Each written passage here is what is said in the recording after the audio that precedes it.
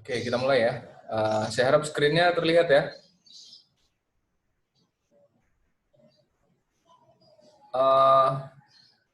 Kita bahas section 10 ya, audit sistem informasi rumah sakit. Seperti mungkin teman-teman juga sudah tahu, sempat saya bahas di kelas malam ya, di kelas audit juga. Jadi hari ini saya bahas untuk rekan-rekan yang ada di kelas pagi, apa itu sebenarnya audit sistem informasi rumah sakit menggunakan standar COVID 4.0 atau standarnya ISAKA. Jadi suatu saat nanti sarjana komputer akan membuat satu skripsi, dan salah satu sudut pandang skripsi itu bisa menggunakan sudut pandang audit sistem informasi. Ini kita bicara tentang abstraknya ya. Jadi biasanya nanti rekan-rekan juga membuat satu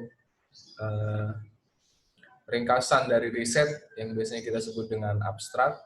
Jadi yang saya ambil contohnya adalah kita ngambil salah satu objek di rumah sakit umum daerah. Intinya apa? Kita mau melakukan audit terhadap sistem yang sudah ada di sana dengan pendekatan COVID yang sudah kita pelajari sebelumnya. Jadi ketika teman-teman membuat abstrak, ini adalah resumnya. Itu kita akan bahas penerapan sistem informasi di Rumah Sakit Umum Banyumas bertujuan untuk mempermudah proses administrasinya ya. Jadi maksudnya seperti apa? Kita melakukan audit bukan untuk menyalahkan sesuatu, bukan untuk menyalahkan sebuah proses atau apapun, tapi kita akan menuju satu kesempurnaan dalam sebuah sistem atau aplikasi. Jadi ini yang kita ambil adalah kata kuncinya audit, kemudian framework COVID 4.1, lalu tingkat kematangan. Jadi kita pahami dulu awal ceritanya itu seperti apa. Jadi pendahulunya adalah Rumah Sakit Umum Daerah Banyumas merupakan tempat pelayanan kesehatan milik pemerintah Kabupaten Banyumas. Kita ambil sampel saja. Kemudian kita akan lakukan audit sistem itu pakai COVID 4.1 yang sudah kita pelajari dari sebelum UTS, kemudian hingga nanti persiapan untuk UAS. Jadi kenapa kita pilih COVID 4.1? Karena biasanya COVID 4.1 cakupannya luas ya, jadi framework-nya banyak. Jadi ketika kita mau ngembangin, kita akan mengaudit sebuah sistem itu sudut pandangnya banyak. Kebanyakan dari kita kan nanti suatu saat teman-teman juga akan jadi expert lah di bidang IT. Nanti teman-teman gampang. Kalau sekarang mau nyalahin sesuatu itu kan hal yang sangat sederhana, sangat gampang sekali. Oh lo salah, oh lo benar. Tapi ketika di dunia IT, ketika Anda menyalahkan suatu sistem, menyalahkan ya, itu Anda juga harus ada dasarnya gitu. Jadi yang disalahin itu acuannya seperti apa. Kemudian seperti biasa, rekan-rekan ini kan kayaknya udah semesternya udah cukup banyak ya. Jadi saya rasa sangat paham dengan metode penelitian, khususnya di Fakultas Komputer. Jadi metode yang kita gunakan ada 4 ya. Yang pertama adalah metode observasi. Jadi observasi itu ya kita mengamati proses bisnis yang ada di rumah sakit tersebut. Nanti dari penjelasan ini Anda bisa implementasikan di perusahaan lainnya pun juga bisa gitu. Jadi ketika kita mengamati proses bisnisnya, kita lihat dengan physically kita sendiri, oh sistemnya seperti ini, entitasnya seperti ini, akan terhubung dengan subsistem seperti ini, dan itu akan ada saling keterkaitannya.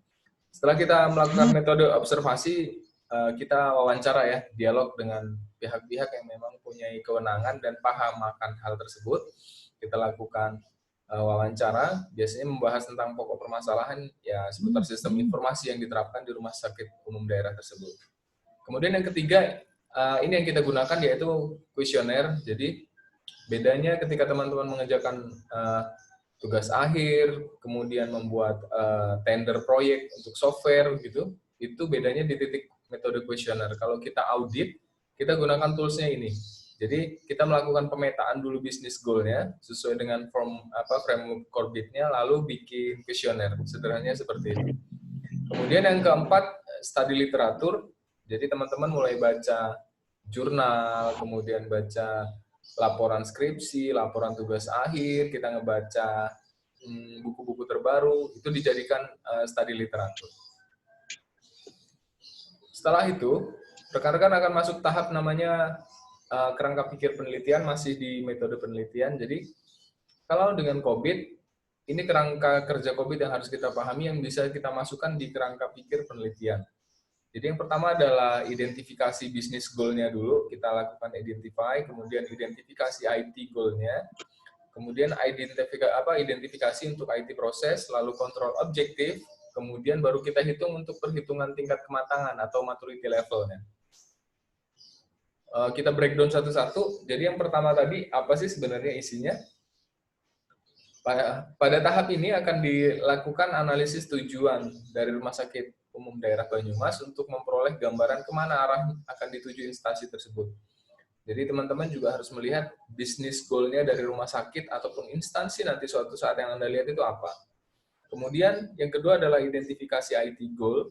Jadi pada tahap ini identifikasi tujuan dari pengembangan teknologi informasi berdasarkan tujuan bisnis instansi yang telah ditentukan sebelumnya. Jadi kita melihat dari bisnis goal, lalu kita lihat di turun IT goals-nya. Misal bicaranya di infrastruktur, jadi yang dulunya hanya berbasis visual, kemudian dipindahkan ke basis OOP, lalu dipindahkan ke web dynamic, kemudian dipindahkan ke Android. Nah, kita harus paham hal-hal seperti itu. Kemudian yang ketiga, identifikasi IT proses. Pada tahap ini akan diidentifikasi proses teknologi yang telah ditentukan sebelumnya. Pada proses ini, proses teknologi informasi akan didapatkan dari keterkaitan antara proses teknologi yang berjalan di instansi dengan proses teknologi berdasarkan kerangka COVID.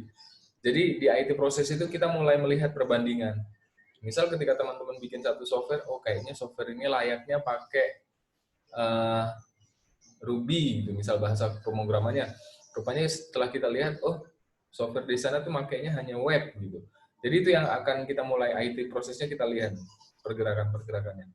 Kemudian yang keempat adalah kontrol objektif, merupakan bagian dari detail proses teknologi informasi, di mana tidak semua kontrol objektif akan dipakai dalam proses teknologi informasi. Ini kita sudah mulai masuk di spesifik COVID-nya, jadi kita mulai ambil apa yang kita butuhkan untuk melakukan audit. Jadi nggak semua domain kita gunakan.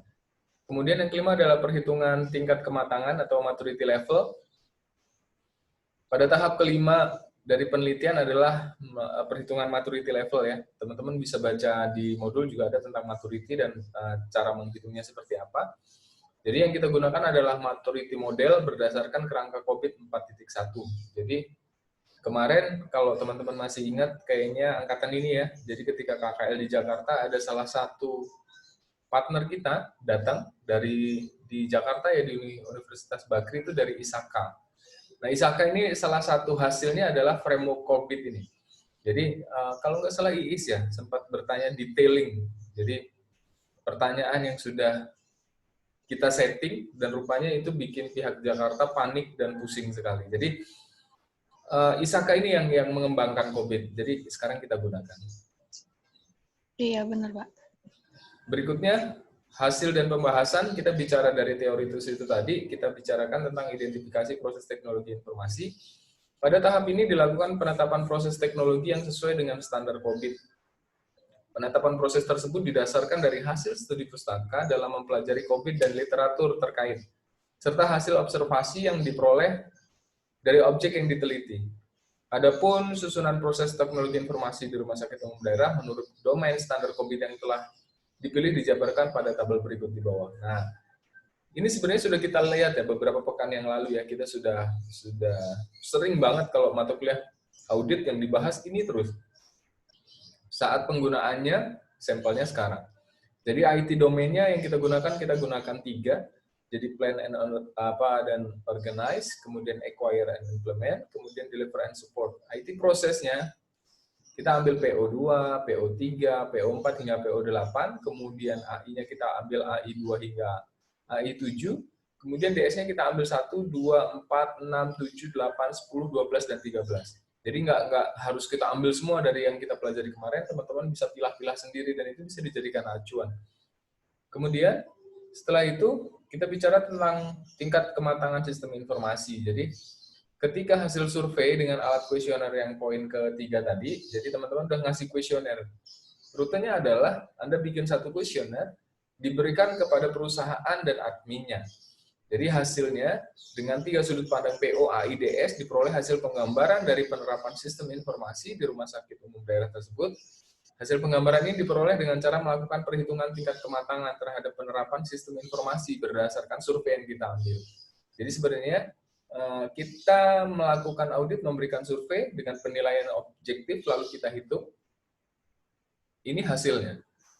Jadi pengukuran tingkat kematangan sistem informasi, di situ ada beberapa kolom ya yang bisa dilihat. Di situ ada kolom proses, kemudian maturity levelnya, kita ambil sampel responnya, responden 1 dan responden 2, rata-ratanya, lalu pembulatan.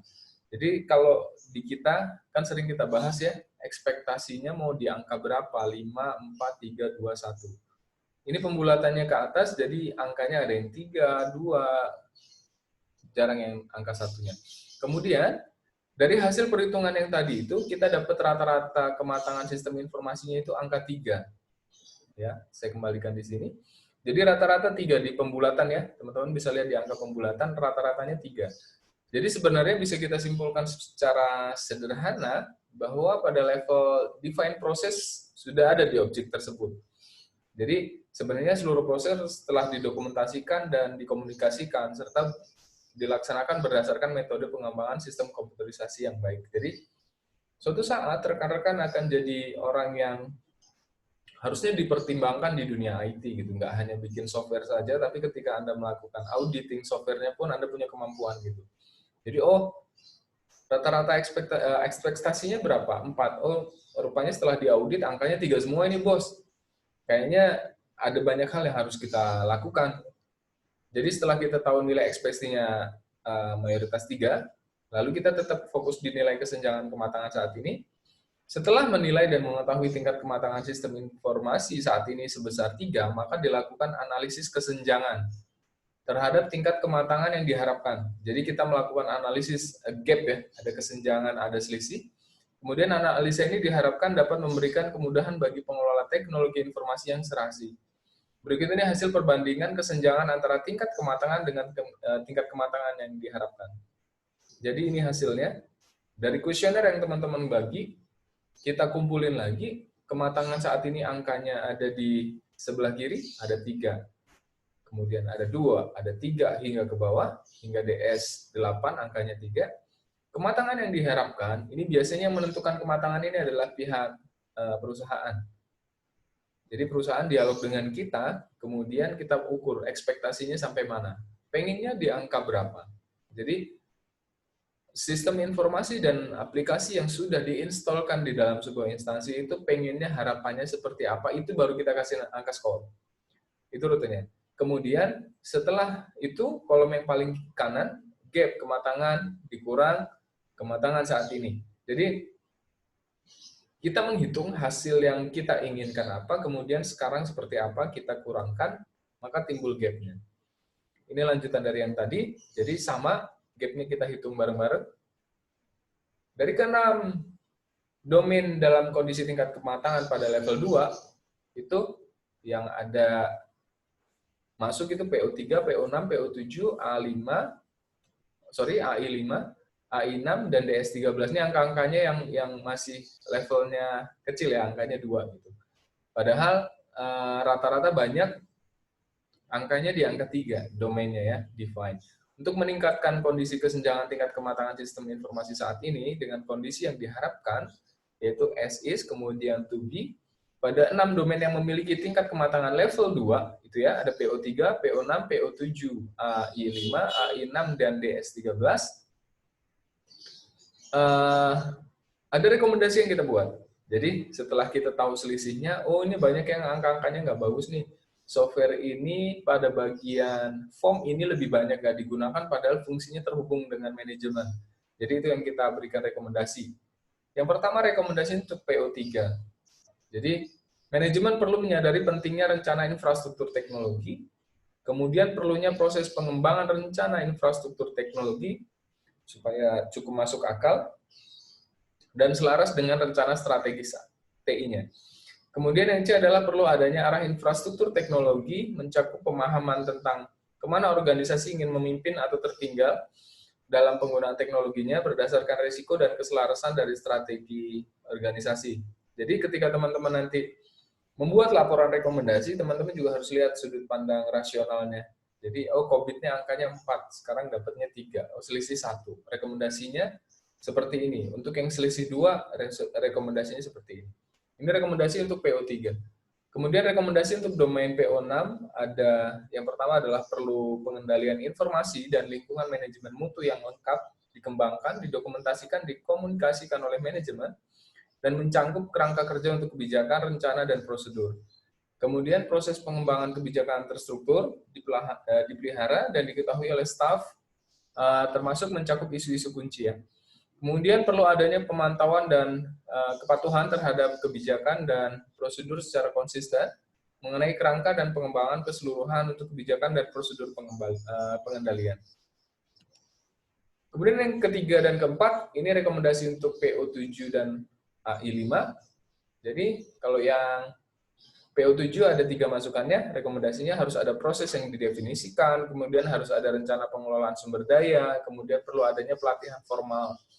Kemudian yang domain AI5 itu manajemen melembagakan kebijakan dan prosedur untuk akuisisi TI-nya, kemudian pemasok sumber daya TI-nya diintegrasikan dalam mekanisme manajemen, kemudian yang C, manajemen mengkomunikasikan kebutuhan akan akuisisi dan pengelolaan kontrak di seluruh fungsi teknologi informasi. Kemudian untuk AI6, itu ada masukannya ada 2, perlu adanya proses manajemen, perubahan formal yang ditetapkan, kemudian ada analisis dampak perubahan TI-nya. Kemudian rekomendasi untuk domain DS13, itu kebutuhan akan manajemen operasi komputer perlu dipahami dan diterima dalam organisasi.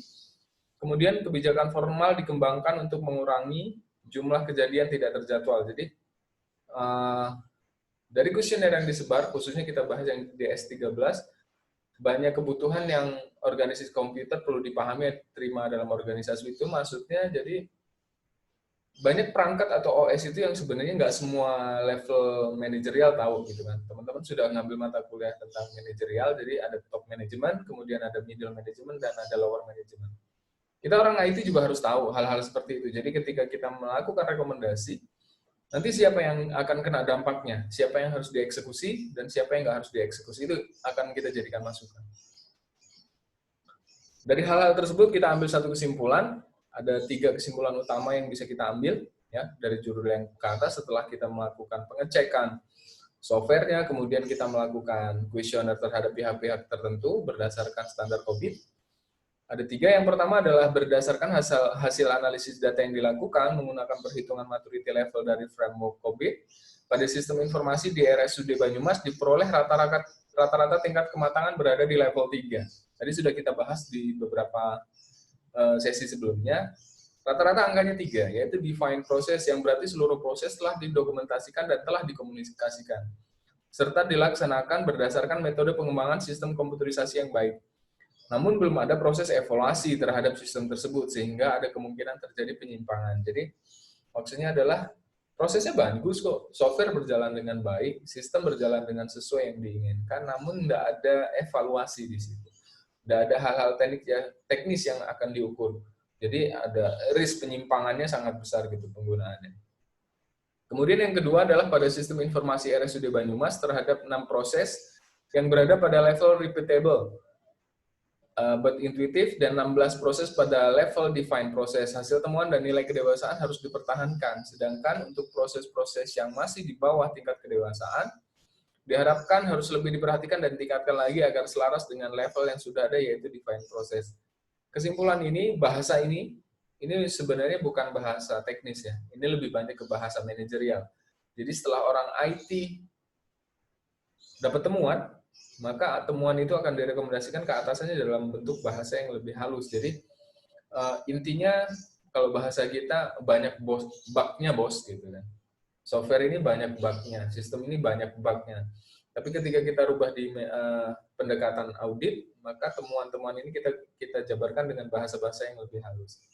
Kemudian C, hasil analisis gap General Accounting Principle atau kesenjangan tingkat kematangan pada keseluruhan proses yaitu sebesar 1. Jadi kebanyakan gap-nya angkanya 1 ya. Jadi ada beberapa sih yang 2 ya, ekspektasinya 4. kemudian yang dicapainya angkanya 2. Hal ini berarti untuk mencapai nilai maturity level dari level 2 repeatable but intuitive sampai ke level 3 define process, yaitu melakukan perbaikan seperti rekomendasi yang diberikan. Jadi gap-nya sebenarnya hanya 1 kok. Jadi masih banyak hal yang bisa dilakukan dengan lebih baik. Namun 1 ini nggak bisa disepelekan. Jadi ketika software atau sistem harus dibangun dengan sempurna, maka gap ini yang kita jadikan satu acuan yang harus kita lakukan. Mungkin itu untuk pembahasan kontennya. Jadi kita mungkin lebih banyak dialog ya. Jadi saya harap teman-teman juga paham suatu saat Anda akan expert di bidang teknologi dan suatu saat juga Anda akan melakukan audit ya. Jangan sampai ketika nanti teman-teman bisanya bikin software aja, tapi ketika melakukan audit, Anda lupa ilmu COVID-nya, Anda lupa dengan teknik-teknik domainnya. Jadi, ketika kita bahas objek ini, saya harap teman-teman ketika melihat sesuatu, itu sudut pandangnya riset. Jadi, nggak asal, kalau bahasa kita asal ngejeplak gitu ya. Jadi, oh software lu jelek, oh software lu bagus gitu kan. Oh enggak, aplikasi gue yang paling bagus. Nggak bisa sesederhana itu. Harus banyak hal yang kita lakukan. Sebenarnya pola ini saya gunakan ketika saya, misal selain jadi dosen, saya juga mengembangkan beberapa perusahaan di bidang IT ya. Jadi di CV saya misal dapat tender tuh. Dan tender itu rupanya, misal di Dishub, kita mau bikin satu command center. Rupanya yang lama itu sudah ada command centernya. Mau nggak mau kita harus menyalahkan software yang lama karena kita mau ngambil tendernya. Tapi pendekatan nyalahinnya itu pakai pendekatan COVID. Jadi ketika manajemen itu kita kasih, oh ini bos, ini kok, ini salahnya begini. Maka software terbaru untuk 5 tahun ke depan yang harus dibuat adalah seperti ini, seperti itu. Lalu ditenderkan, begitu menang proyek, pengerjaannya ada di kita, kemudian kita sesuaikan dengan kepentingan perusahaan selama 5 tahun. Jadi gitu, untuk cerita-ceritanya saya harap kita sharing ya, jadi ya sharing knowledge lah gitu. Ini yang saya lakukan dengan pendekatan COVID dan teman-teman juga lagi ngambil mata kuliah ini. Jadi saya harap teman-teman juga ngerti lah paling nggak maksud Pak Ari untuk membahas materi ini nih seperti apa digunakan. Mungkin itu. Silahkan yang mau mengajukan pertanyaan atau menyanggah atau memberi masukan atau masih bingung boleh kita bahas. Silahkan.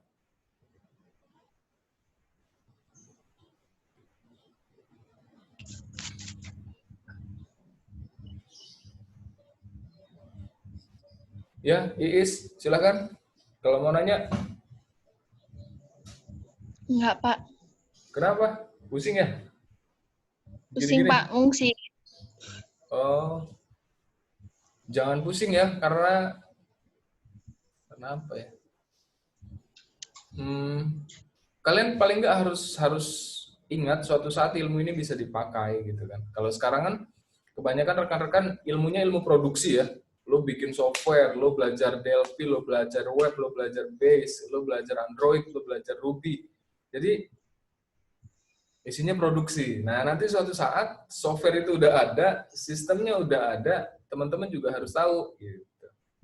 Oh, begini, oh begitu. Gitu sih ceritanya. Jangan pusing, Is.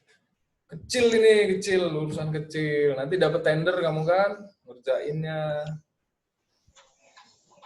Dikasih mainan sedikit, udah kamu siram kopi sih, bingung saya. Gantiin, Pak, laptopnya. Oh, gitu. Ya, silakan Robi, mau nanya, Bi? Pak. Enggak, Pak. Loh, kok enggak loh? Belum. Ini. Siapa ini ya? Win, nanya Win. Iya, Pak, bingung, Pak. Waduh, bingung lagi. Oke, bingungnya di mana? Banyak banget, Pak. Hah? Banyak banget ya? Satu aja yang bisa dibahas apa? Bingungnya di bagian yang mana? Sebentar, Pak, sebentar. Oke. Nadia, siap-siap nanya loh.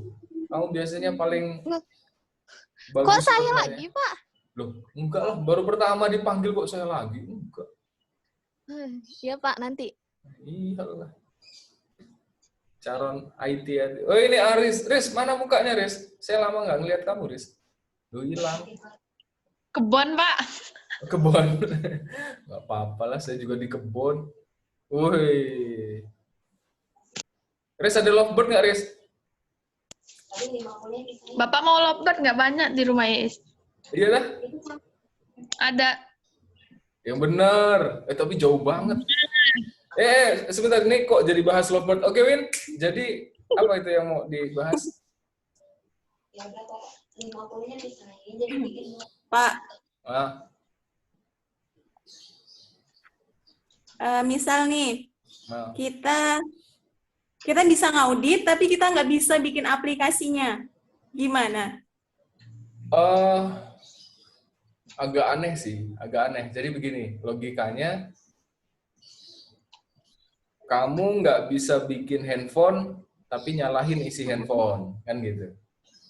Idealnya, kenapa audit ini diletakkan di semester-semester akhir, di pucuk-pucuk ya, 6, 7, 8 itu sebenarnya di semester 1, 2, 3, itu kan kalian udah produksi. Harusnya semester 2 itu kalian bikin aplikasi paling nggak 7 sudah. Minimal gitu. Jadi kan sudah dapat mata kuliah dasar gitu. Kalian sudah harus bikin software sendiri gitu. Jadi saya rasa kalau nggak bisa bikin software, nggak mungkin lah. Kalau nggak bisa bikin softwarenya. Tapi ketika pakai auditnya, Winar tahu nih, oh yang bakal salah ini, yang bakal salah ini. Tapi harus pakai domain Win, nggak bisa pakai naluri. Gitu. Misal kayak contohnya rumah sakit itu tadi ya, kan jelas tuh. Jadi software acuannya adalah kuesioner yang kita bagikan. Sederhana kok, bisa kuesionernya digital, bisa kuesionernya fisik. Jadi kita bagikan, kita rekap gitu aja. Saya rasa kalau nggak bisa bikin software, kalau yang nanya Winar saya nggak percaya lah. Ini udah semester berapa nih? 5 ya? Berapa sih? 5 ya? 6. 6. Jago itu. Mobile paling enggak lah. Android. Aduh. Desktop, Pak, kalkulator. Masa nggak naik pangkat kalkulator aja. Dari kalkulator gitu, Pak. Iya naik pangkat lah. Kembangin sendiri. Mungkin itu ya, Win. Saya harap pasti suatu saat termasuk saya ya. Jadi ilmu COVID itu saya pakai ketika musuh saya. Jadi misal begini, kalau Anda punya perusahaan kan ada rekan, ada rival. Jadi ketika saya menyerang musuh saya dengan nyalahin softwarenya, saya pakai pendekatannya teknis. Saya pakai pendekatan COVID, biasanya 4, 5, kalau nggak 7. Jadi saya gabung, saya serang, gitu. Jadi ketika dia nggak bisa berargumen ke saya, oke selesai, tender gua ambil. Biasanya begitu sih. Itu teknik urusannya ketika kayak Anda di kebutuhan bisnis nanti larinya. Untuk memenangkan sesuatu, Anda harus punya ilmu seperti itu. Gitu, Win. Jangan bingung ya, Win. Iya, Pak. Ya, masih muda, jangan bingung lah. Kalau udah tua, baru bingung nanti. Silakan. Santi dari Palembang. Udah ketemu Bang Romi ya? San? Udah, Pak. Udah kan? Ya. Ranita, nanya Ran. Bapak, saya mau nanya. Siapa? Oh iya Nat, silakan Nat. Jadi itu kan ada responden 1 sama responden 2. Itu emang hasilnya selalu sama, Pak? Enggak, beda. Tapi itu kenapa Bapak sama ya? Sama semua. Yang mana? Di tabel itu. Oke, sebentar. Saya kembali ke screen.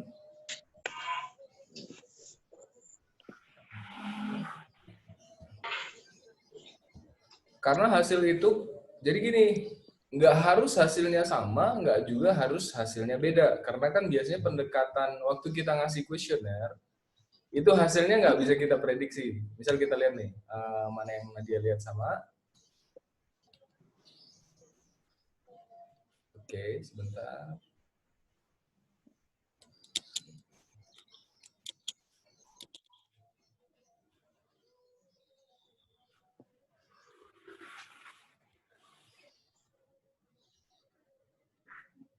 Ini Nat ya? Iya. Oke. Jadi yang mana yang Nadia lihat sama? Semuanya, Pak. Responden 1 sama responden 2 sama semua rata-rata, Pak. Oke, semua rata-rata sama. Karena ini yang kita ambil dari bawah. Karena responden 1 dan 2, itu kan ada yang kita ambil dari user, ada yang kita ambil dari manajemen. Jadi sebenarnya nggak harus sama, tapi pas di case ini, samplingnya kita hasilnya begini gitu kan. Karena ketika misal Anda lihat di kuesioner yang dilepas, itu kan ada angka-angka kecil tuh. Angka kecil kita kumpulin jadi hasilnya ini. Ya mungkin ketika sampel ini kemungkinan sama. Jadi ketika misal saya tesis ya, responden saya itu saya tesisnya itu di perpustakaan, sampling saya 39 kalau nggak salah. Jadi responden yang saya ambil 39. Jadi responden saya berikan, kemudian saya ambil angkanya, maka ini kan samplingnya karena biar nggak terlalu banyak ada responden 1 dan responden 2. Tapi nanti suatu saat ketika Anda meriset, ini ngikut sama struktur organisasi yang ada di perusahaannya, Nat. Jadi misal kamu di Oracle, perusahaan Oracle, rupanya di situ divisinya ada 9. Nah, ketika 9 itu di dalamnya ada sub bisnis lagi masing-masing 2. Jadi maka ada 18 responden utama. Jadi 18 itu juga yang akan dirata-rata. Nanti digabung jadi 1. Gitu pola strukturnya. Jadi nggak harus angkanya sama, tapi kebetulan di angka ini ya memang angkanya ini yang dihasilkan dari contoh kuesionernya. Gitu ceritanya. Terus Pak, untuk pembulatannya itu kalau nyampe 3 itu harus di atas 2,5 ya Pak? Kalau jurnal yang saya baca, ini acuannya kan jurnal ya, jadi bukan perhitungan saya pribadi, si pembuatnya sih iya, aturan matematisnya seperti itu. Jadi, saya tahu mata kamu ngelihat di angka 2,47 ini ragu-ragu ke atas atau ke bawah, atau bukan? Iya, Nah, ke atas. Ke atas. Tapi seingat saya ketika pelajaran matematika di SMP kelas 1, pembulatan itu 5 ke atas sih. Tapi nggak tahu kalau ada aturan lain ya. Makanya ketika rata-rata ini masih pakai aturan yang lama kayaknya, 2,5 ke atas baru ke atas. Jadi gitu. Jadi nanti suatu saat, oh iya sama-sama. Ketika nanti Anda riset, responden tidak ditentukan harus 1 dan 2. Dilihat strukturnya baru Anda bisa menentukan. Gitu ceritanya? Oke, terima kasih Nadia. Ada lagi yang lainnya? Ya Pak. Cukup? Oke, karena mau sholat Jumat juga ya, saya nggak enak sama Robi dan rekan-rekan juga, kita akhiri. Nanti materinya kalau mau diambil, saya rilis juga di channel, tinggal di-download aja materinya ya. Baik. Ya, Pak. Oke, Ya, kalau Pak, sudah, baik, Pak. Saya akhiri. Assalamualaikum warahmatullahi wabarakatuh. Terima kasih ya. Waalaikumsalam warahmatullahi Assalamualaikum warahmatullahi wabarakatuh. wabarakatuh.